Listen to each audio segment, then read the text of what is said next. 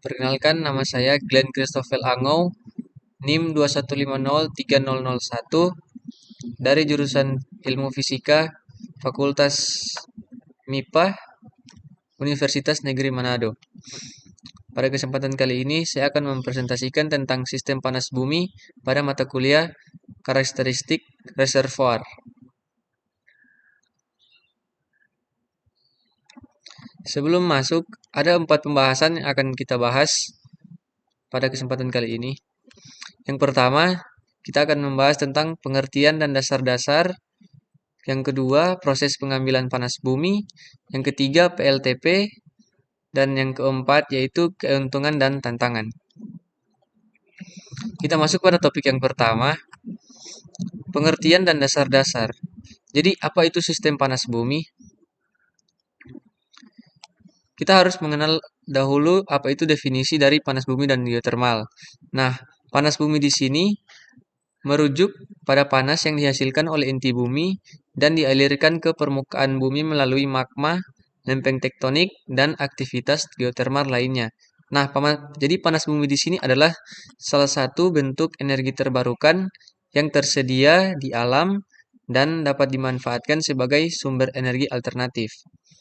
Di samping itu, geotermal sendiri ialah merujuk pada energi yang dihasilkan oleh panas bumi yang tadi ini yang disimpan dalam batuan, air, dan uap dalam kerak bumi. Jadi energi geotermal ini dapat dimanfaatkan untuk menghasilkan listrik dan panas untuk keperluan industri rumah tangga.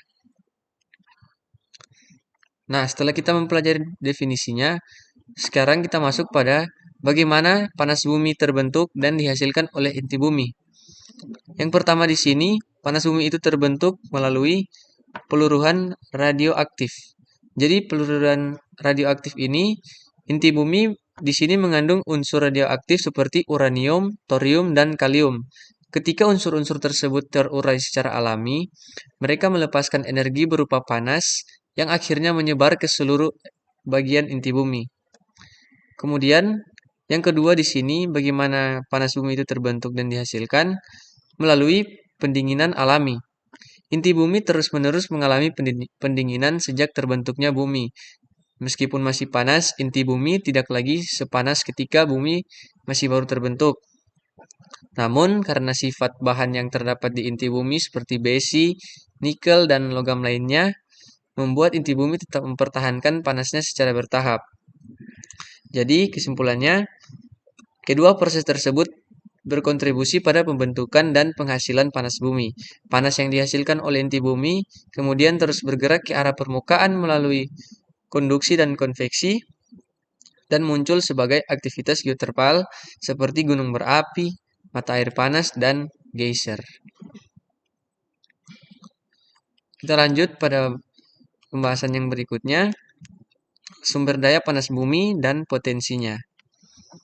Sumber daya panas bumi. Sumber daya panas bumi ini adalah cadangan energi panas di dalam bumi yang dapat dimanfaatkan untuk menghasilkan listrik dan panas.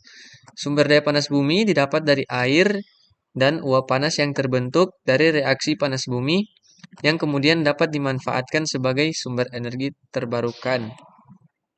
Kemudian potensi. Potensi sumber daya panas bumi sangat besar dan dapat dijumpai di seluruh dunia.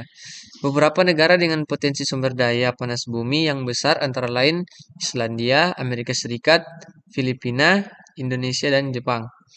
Potensi ini juga bervariasi tergantung pada kondisi geologis setiap daerah. Jadi tidak semua daerah mempunyai daerah geotermal atau reservoir geotermal yang bagus untuk diambil fluidanya. Kemudian kita masuk pada pembahasan kedua, yaitu proses pengambilan panas bumi. Jadi bagaimana sih proses pengambilan panas bumi itu? Setelah dari tadi kita sudah membahas tentang definisi dan sebagainya, sekarang kita masuk pada bagaimana proses pengambilan panas bumi itu sendiri.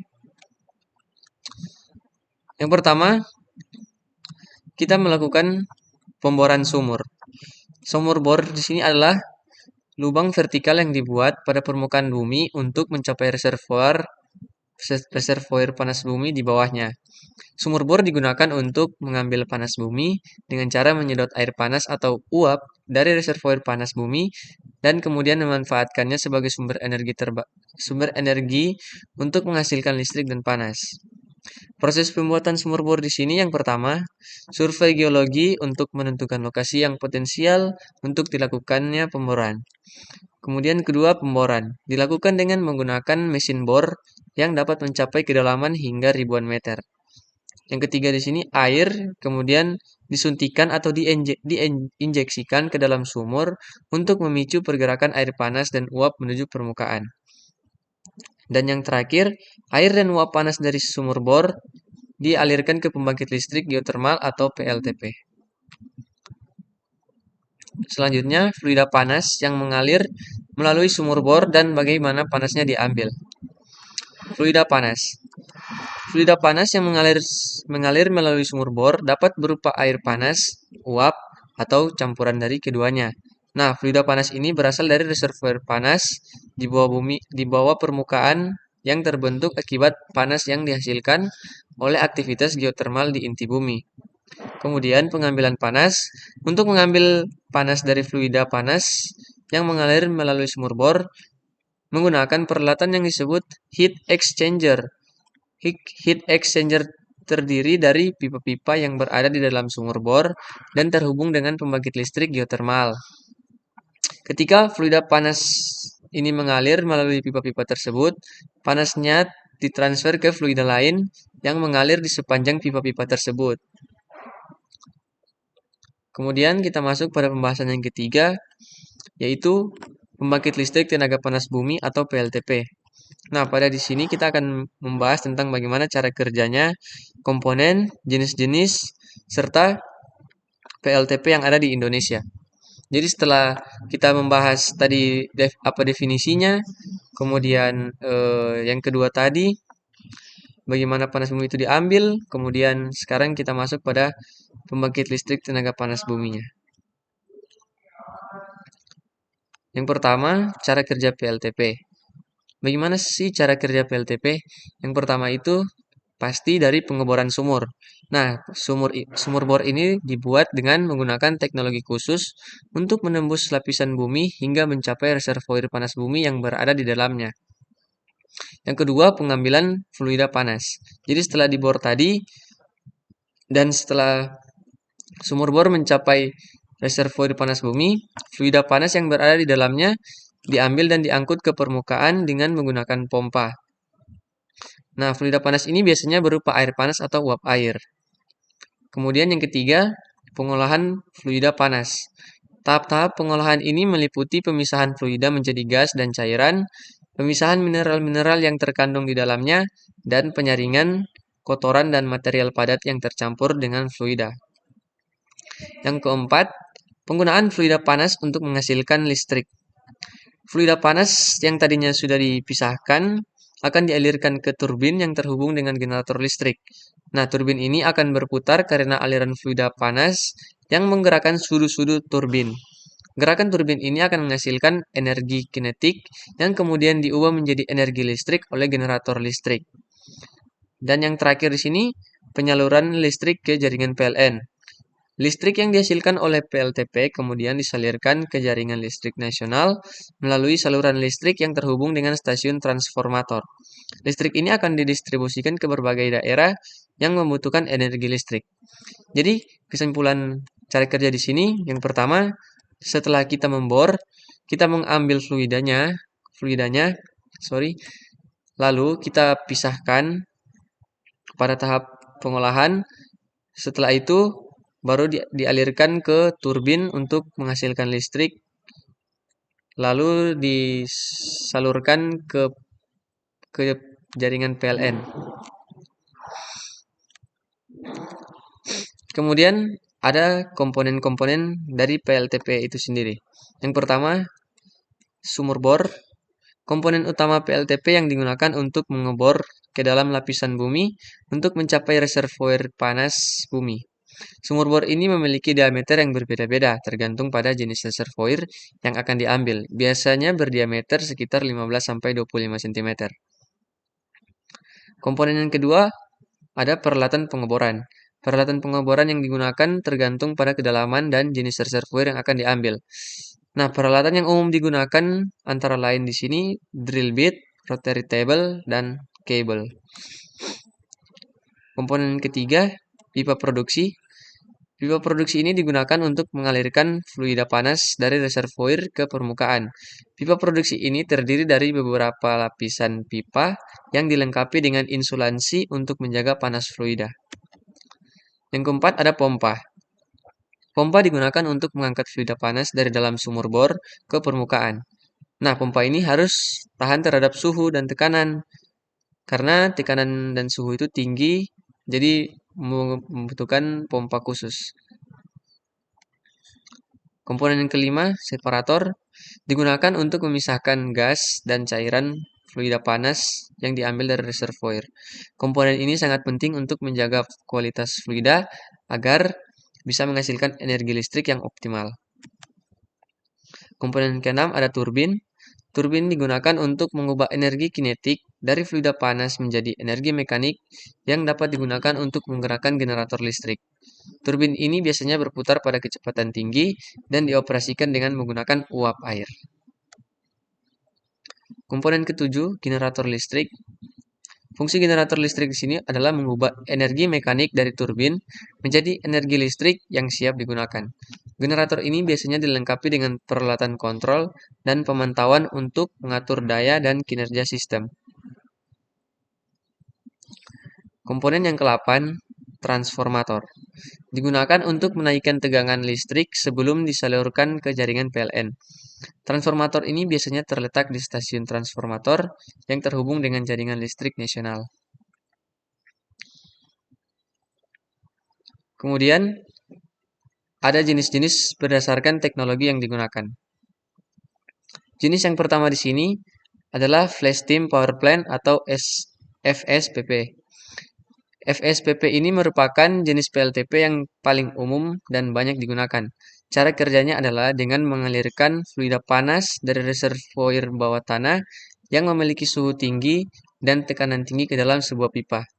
Ketika fluida panas tersebut mengalir ke permukaan, tekanan dan suhunya turun, sehingga terjadi kondensasi dan terbentuklah uap air yang digunakan untuk menggerakkan turbin dan generator listrik. Jenis yang kedua di sini adalah Binary Cycle Power Plant atau BCPP. Nah, BCPP ini adalah jenis PLTP yang menggunakan teknologi yang lebih canggih dan efisien. Cara kerjanya di sini adalah dengan mengalirkan fluida panas dari reservoir bawah tanah ke dalam pipa yang mengandung cairan yang mempunyai titik didih lebih rendah dari air. Biasanya adalah isobutana dan pentana. Panas dari fluida panas tersebut kemudian digunakan untuk menguapkan cairan tersebut menjadi uap yang akan digunakan untuk menggerakkan turbin dan generator listrik. Kemudian jenis teknologi yang ketiga di sini adalah Binary Cycle Geothermal Power Plant atau BCGPP. BCGPP di sini adalah jenis PLTP yang menggunakan teknologi yang mirip dengan BCPP tadi. Namun sumber panasnya berasal dari air panas yang berasal dari mata air panas atau sumur air panas. Air panas tersebut mengalir ke dalam pipa yang mengandung cairan yang memiliki titik didih lebih rendah dari air dan kemudian menghasilkan uap yang digunakan untuk menggerakkan turbin dan generator listrik. Jenis teknologi yang keempat di sini dia ialah Enhanced Geothermal System atau EGS. EGS di sini adalah jenis PLTP yang menggunakan teknologi yang lebih kompleks dan mahal. Cara kerjanya adalah dengan membuat lubang injeksi dan lubang produksi di dalam bumi. Kemudian menginjeksikan air ke dalam reservoir bawah tanah untuk menciptakan celah atau retakan di batuan panas.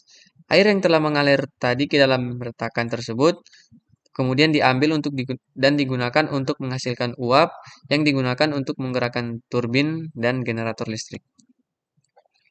Selanjutnya ada PLTP-PLTP di Indonesia. Yang pertama ada PLTP Kamojang berlokasi di Jawa Barat. Pemilik dari PLTP Kamojang ini ialah PT Pertamina Geothermal Energi dengan total kapasitas 235 MW. Yang kedua ada PLTP Lahendong berlokasi di Sulawesi Utara. Dan pemiliknya juga ialah PT Pertamina Geothermal Energi dengan total kapasitas 120 MW. Yang ketiga adalah PLTP Sibayak berlokasi di Sumatera Utara. Pemiliknya masih sama dengan total kapasitas 12 MW. Yang keempat PLTP Salak berlokasi di Jawa Barat. Pemiliknya ialah PT Pertamina Geothermal Energi dengan total kapasitas 376,8 MW. Yang kelima PLTP Darajat berlokasi di Jawa Barat. Pemiliknya masih sama dengan total kapasitas 270 MW. Yang keenam PLTP Wayang Windu berlokasi di Jawa Barat. Pemiliknya masih sama juga PT Pertamina Geothermal Energi dengan total kapasitas 227 MW. Yang ketujuh ada PLTP Dieng berlokasi di Jawa Tengah. Pemiliknya ialah PT Geodipa Energi dengan total kapasitas 60 MW. Yang kedelapan ada PLTP Ulubelu yang berlokasi di Lampung. Pemiliknya PT Pertamina Geothermal Energi dengan total kapasitas sebanyak 220 MW. Yang kesembilan PLTP Ulumbu berlokasi di NTT dan pemiliknya yaitu PT PLN Persero dengan total kapasitas 10 MW. Yang ke-10 ada PLTP Mataloko berlokasi di NTT. Pemiliknya PT PLN Persero juga dengan total kapasitas 2,5 MW. PLTP Patuha yang ke-11 berlokasi di Jawa Barat. Pemiliknya yaitu PT Geodipa Energi dengan total kapasitas 55 MW. Yang ke-12 ada PLTP Sarula berlokasi di Sumatera Utara. Pemiliknya di sini yaitu PT Pertamina Geothermal Energi dan Joint Operation Contract Sarula Operation Limited dengan total kapasitas 330 MW. PLTP yang ke-13 ada PLTP Karaha berlokasi di Jawa Barat. Pemiliknya PT Pertamina Geothermal Energi dengan total kapasitas 30 MW. Yang ke-14 ada PLTP Lumut Balai berlokasi di Jawa Barat dengan pemilik PT Pertamina Geothermal Energi dan dengan total kapasitas 55 MW. PLTP yang ke-15 yaitu PLTP Sorik Marapi berlokasi di Sumatera Utara dengan pemilik PT Sorik Marapi Geothermal Power dan dengan total kapasitas 99,4 MW. Kemudian PLTP yang ke-16 di sini adalah PLTP Muara Labo yang berlokasi di Sumatera Barat dengan pemilik yaitu PT Supreme Energi Muara Labo dan dengan memiliki total kapasitas sebanyak 85 MW. Dan PLTP yang ke-17 di sini sekaligus menjadi PLTP yang terakhir di Indonesia yaitu PLTP Rantau Dedap yang berlokasi di Sumatera Utara.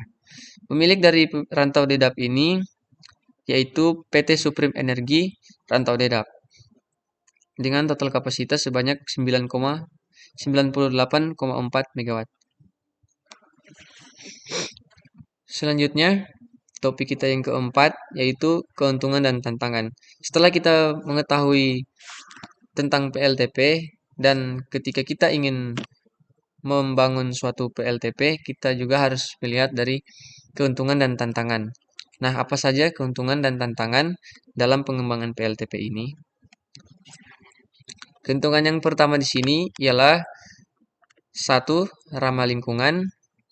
Yang kedua, sumber energi yang berkelanjutan. Yang ketiga, efisiensi energi yang tinggi. Dan yang keempat, dapat dikembangkan di daerah terpencil. Selanjutnya, tantangan. Yang pertama, pasti biaya pengembangan yang tinggi. Yang kedua, risiko geologi. Dan ketiga, tidak cocok untuk semua daerah. Kemudian yang keempat, perawatan yang intensif. Demikian presentasi saya.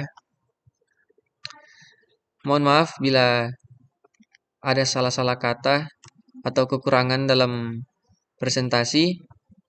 Jika ada saran, kritik maupun pertanyaan, silakan taruh di kolom komentar. Sekian dari saya, terima kasih.